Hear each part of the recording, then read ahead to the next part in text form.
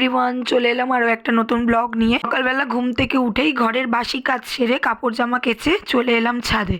আর এসেই দেখি চারিদিকটা ঘন কুয়াশায় ঢাকা। আমার না ঠিক গ্যাংটকের কথা মনে পড়ে গেল। হ্যাঁ, সকালবেলা ওখানেও ঘুম থেকে উঠে ঠিক এরকমই একটা দৃশ্য দেখেছিলাম। প্রতিদিনই যেহেতু আমার ক্লাস করানো থাকে, তাই মর্নিং এক্সারসাইজটা আমি রোজ করি না, একদিন গ্যাপ দিয়েই করি। আর যেহেতু এক্সারসাইজ আজকে করার নেই, তাই আজ একটু দেরি করেই ঘুম থেকে উঠলাম।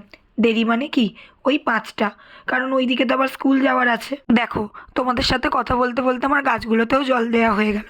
আমাদের ছাদে যেহেতু কোনো কলের ব্যবস্থা নেই, তাই গাছগুলোতে জল দিতে গেলে আমাদের ওই নিচ থেকেই জল আনতে হয়। ঘড়িতে 6টা মতো বাজে, চলে এসেছি নিচে।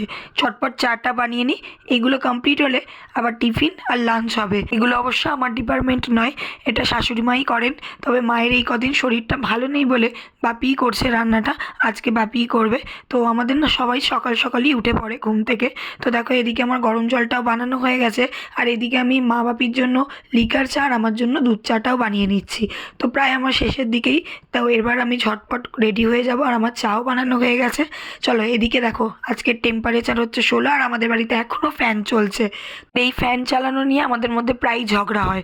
যত গরম জানো ওরই শরীরে, কিন্তু যতই ঝগড়া হোক স্কুল যাওয়ার সময় উকি মারতে ভোলে না। তাহলে স্কুল কমপ্লিট করে এখন চলে এসেছি আমার ক্লাসে। তো এটা হলো বিকাল 5টার ব্যাচ, বুধবার। তো ডান্স শুরু করার আগে আমি কিছু ফ্রি হ্যান্ড করিয়ে নিচ্ছি, তারপরেই ডান্স শুরু করি। প্রত্যেকটা ব্যাচের ক্ষেত্রেই তাই। তো এই ক্লাসটা আমার চলে বুধবার, বৃহস্পতিবার আর শনিবার, বিকাল 5টা থেকে 8টা। আর এই দিকে দেখো কত ফুচকা। তো এই ফুচকাগুলো হচ্ছে প্যারেন্টসদের তরফ থেকে, আর আমিও স্টুডেন্টসগুলোকে নিয়ে বসে পড়েছি ফুচকা খেতে। ওরা তো খুব খুশি, ওদের পাল্লায় পড়ে আমারও বেশ অনেকদিন পর ফুচকা খাওয়া হলো।